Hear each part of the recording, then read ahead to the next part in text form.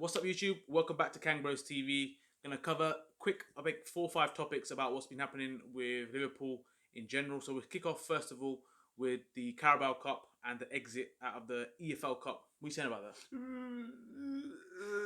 I'm over it, bruv. Dickhead. But what thing is, I've said to you last year as well. Yeah, for me, cup competitions. Let's not like people saying, "All right, we're out." Not that doesn't mean anything. But for me, the youngsters, this is where I want to see something from them.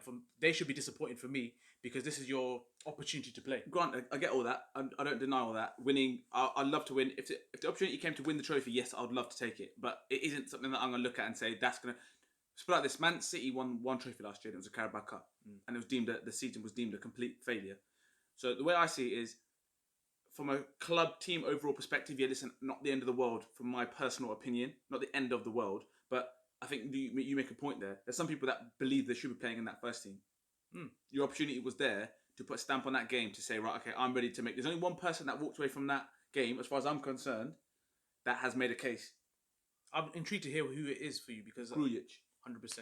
That's for me. That's the one person that says, you know what, I'm above this level, but I'm going to come in. I'm going to do my job in this game, and that's what I've done. He's one that person that I would look at and think, you know what, he deserves a chance to be mixing it with them boys. That's just my personal opinion. There's certain people in that played that game that have had things to say about, you know, wanting to play in the first team, think that they're ready to play in the first team, want more game, all that sort of stuff. I think you understand that sometimes that's your level at the minute.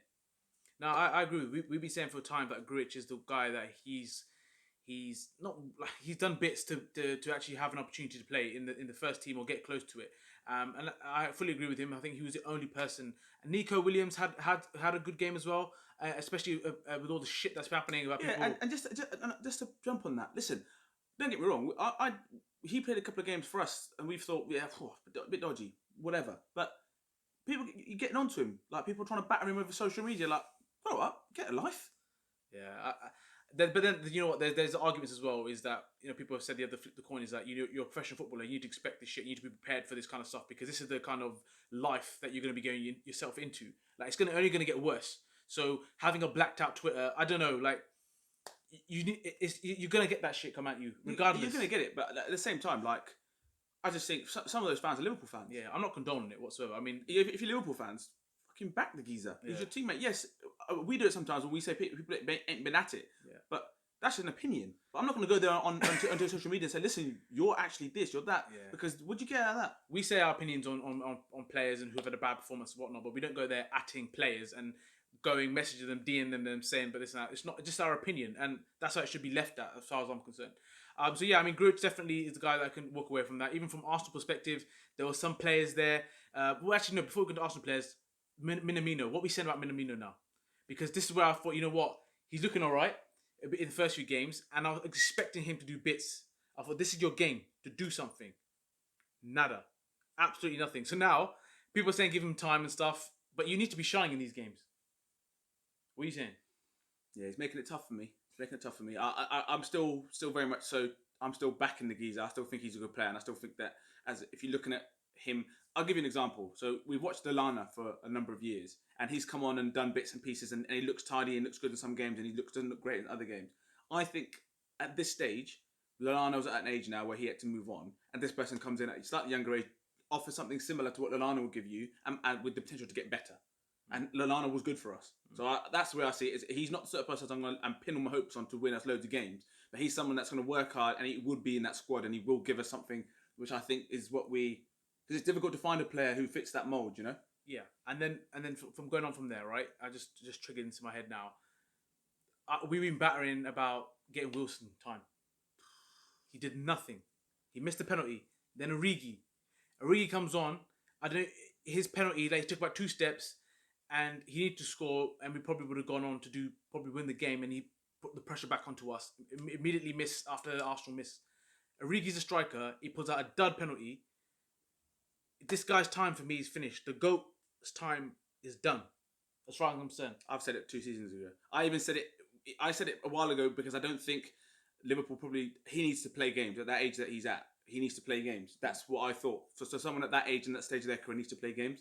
He's not, and now he's at that stage where he's actually becoming more of a hindrance than he's as a effective player. So I think the time has come for him. I think Wilson, mate, again, I feel sorry for him because you're expecting him to come into a game having not played to come in and just take your chance. It's difficult. It's not that easy. I get it, but I also think that he's another player that needs to go and play games. He needs to go and play games week in, week out. He's not going to get that at Liverpool, so he should look at, well, reluctantly, I'd say he needs to go look at his opportunities elsewhere. Well, there's talks of Shaqiri going as well. And then quickly, just to touch on Arsenal as well. I mean, Arsenal have players as well where you expect things to happen in this game. Like we said, both teams, I believe, didn't really take the game that seriously. I know there were players kind of laughing, joking with each other once the corner was coming in and all this kind of stuff. But people like Pepe, when I saw Pepe on the start, I was like, yeah, okay, let's see what he's about. Let's see what he can do to this team. Nothing. So, as I said, all-round game. It was like watching like an under 18s game. There was no quality. And the ball was just bobbling around everywhere. I nearly fell asleep a few times watching the game. There was Arsenal fans messaging me saying, "Oh, it's one each now, one each and that." Listen, if that's your one each, one win each in the week, and you're happy with that, take it. That's you lot then, isn't it? That's where you lot are at the moment. It's your cup team. That's fine. All right, next topic. Brewster. 24 mil. Was that how much it was? 24 mil? 23 and a half. 23, 24. Listen, it's Edwards, isn't it? Edwards, yeah? Whatever you're doing, whatever PowerPoint presentation you're showing these mans, keep doing it, bro. Because what the deals that this guy's pulling out... 23.5 million, yeah? That covers your Thiago deal, basically, yeah? So that's your money done for the Thiago deal. Peace. You got 10 million knocked off of the Jota deal with Hoover. Hoover has not played a game for us. And it cost us 90,000 and they sold it for 10 million. Boy. Bruv. Hoover. Listen, Edwards, yeah? Keep doing your thing. Keep doing your thing. And all the other fans out there that say Liverpool spend loads of money, listen, you have to go back to school and learn some mathematics or something, because what this guy's doing in terms of ins and outs is mad. And just like you said there, Thiago come in for that similar type of price is absolutely crazy. Good luck to Brewster, right? And good luck to Hoover. A lot of fans are saying that we've actually failed both players. I don't know how you feel about that. I personally don't think we have. I think Klopp knows that these guys are not going to get an opportunity in this team from where it is right now. Well, my point would be this: if you look at the top teams across Europe, teams in the Premier League go and nick their young players, and think, okay, well, we've got a gem here, because those teams set the standards that high. Liverpool have done the same thing. Now they've won the Premier League, they've won the Champions League, so Liverpool's young players are going to be attractive.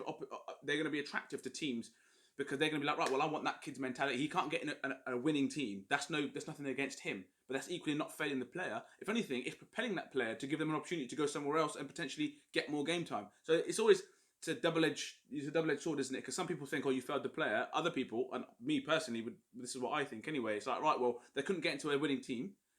That's nothing against you. You want to sit around and wait, or you go and take your opportunity elsewhere. Danny Ings, prime example. He had to go and get games, and now look what he's doing, banging in goals. Yes, people can look at it and say Liverpool's loss, but the time in his career he needed to do that. So I think it's great business for Liverpool. I think it's a shame to see Brewster go, and obviously all the best to him, because whenever he's been at Liverpool, whenever you could see he tried his hardest, but it's good money. And this goes back to my point though. Klopp, amazing manager, but he ain't building no youngsters. He's not building youngsters all the way through. Trent was a thing that happened to happen because we had no right back at the time, but just keep an eye on it. I'm not phased because we're still winning and we're still doing bits. I'm just saying, as a manager, does he really develop youngsters and bring them through? I don't see it. But does he make players better? That's what I'd ask you. The top players, yes. He makes players better. That for me is about Chelsea's model as a club is that they've got all these young players and they leave. Yeah, that's a business model.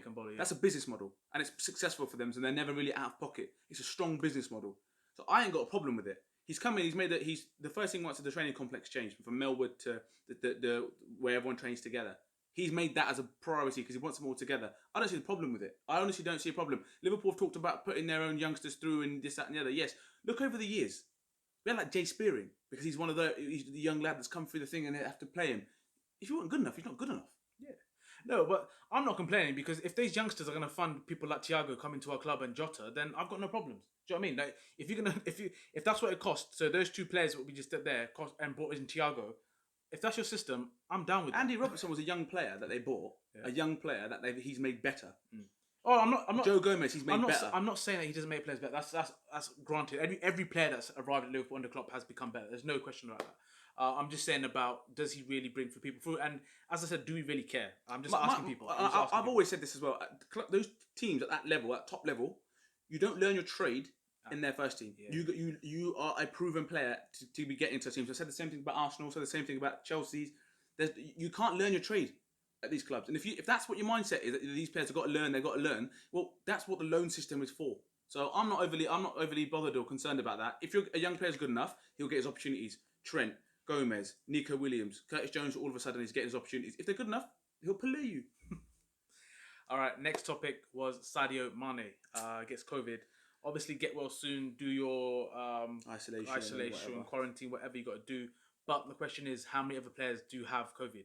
You know, he's out here touching bums, hanging out with Kate, whatever, celebrating together. Holding, who marked him in the first game against Arsenal, man marking him. You know, who's got COVID? That's what I'm concerned about. Is that how can it be just Sadio Mane? Of course, the closeness amongst the team and everything like that. So surely, yeah, it's worrying. It's worrying.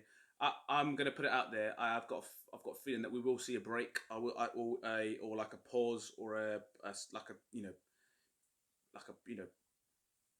halt to things, because that wave that they talked about, second wave, is coming. It's coming strong. the thing is this, right? Strong. You talk about the second wave. So why are we doing internationals? So these players are now going to different countries. Surely that's increasing the risk. I don't understand how these internationals are happening. I really don't know. Yeah. It's beyond me. Like, you got all these players going to Brazil, whatnot, all these countries, yeah? And even Thiago, when did he get the COVID? I'm sure it's to do with he's doing the travelling, coming down to Liverpool. Surely from Germany, whatever. I'm not saying what country he got it from. I'm just saying that all those, you're just adding to the risk. I mean, I don't have an answer, and I get it. I think the international thing is risky, but equally, if the football calendar is up and running, that's part of the football calendar, so it has to happen. So that's why you got to turn around and say, right, so what you're saying is you just banish all internationals then? That's what I would do, bro. Well, they should, and the thing is, they all should be taking the same protocol of having their tests done and stuff like that. But I also been made aware that the championship teams aren't testing as regularly anymore. They're not. They're not testing because they can't afford it. So if that's the case, then you've got some players who are playing internationals and those players playing the championship, so they're not getting tested as regularly. Exactly. So then you've got Premier League players playing against championship players because it's international. Wales will probably have some players from the championship. So it's just, yeah, I don't have an answer, and it's frustrating. But like you say, that means Thiago's had it, who played and who's been involved in the mixer. Mane's got it, who's heavily involved. So that would suggest that maybe in, I don't know, 7 days when symptoms haven't shown or whatever, or people are asymptomatic, then all of a sudden they're going to get it. So, and then what does it happen? How do you fill your fixtures? Do you just play your kids? I don't know. It's mad. And then the final topic is obviously the Champions League draw. We got the draw done. I don't think we can argue with that. I mean, it's a pretty. Don't get me wrong. It's still challenging. Atlanta and Ajax will be challenging. Midgetland, whatever they are, I don't really know. Wagwan with that. So if someone can tell me that, I don't know if you know. I don't know too much about them, but like I said, to be in the Champions League at this stage, you're obviously there for a reason. So you don't take. I'm not going to look too much into it. Atalanta. I've got a very good friend of mine who's an Ajax fan, and he's saying that Atalanta cannot be underestimated. You saw that with Man City, right? Yeah. So from that perspective, I'm content because I've seen Man United's draw. There's some juicy fixtures, to be fair. The first two names that came out, like was it Bayern, Atletico, was it Juve, Barca? So there were some nice fixtures. I can't wait for Champions League again. PSG, United, Leipzig, and it's that Istanbul side who will be decent. Come on, Skirtle, big up. But I think as Liverpool fans, I'd love to hear your thoughts, because I think if you could pick a draw, that's probably something close to that, really. Thoughts on Brewster? Is it the mindset of that we've let him down, or is it a mindset of good business? I'd be interested to hear. And the only question, a final question we brought up on the live feed last week was the transfer market is coming to an end very quickly. Some days left, I think. Is there anyone else that we need to be going to look at to go and get, or are we ready now to take the season on? I heard things today from Daka, from was it Salzburg. I've been reading some tweets and stuff about that. Him and maybe Sarr. So, and obviously if Shaq is leaving, then maybe there's room. We'll see. We're interested. For me, as I said, I'd love to see another centre back or a defensive cover, and I wouldn't mind seeing some more cover up front. I would like to see people like Origi gone. I'd like to see Wilson and them lot probably move on, so it makes a bit of space. But as I said, I'm not sitting here playing Pro Evo and Master League. It's not as easy as that. So that brings us to the end of the video. We'll see you for tomorrow's review after the Villa game. Until then, don't forget to share, like, subscribe, and definitely comment. Peace.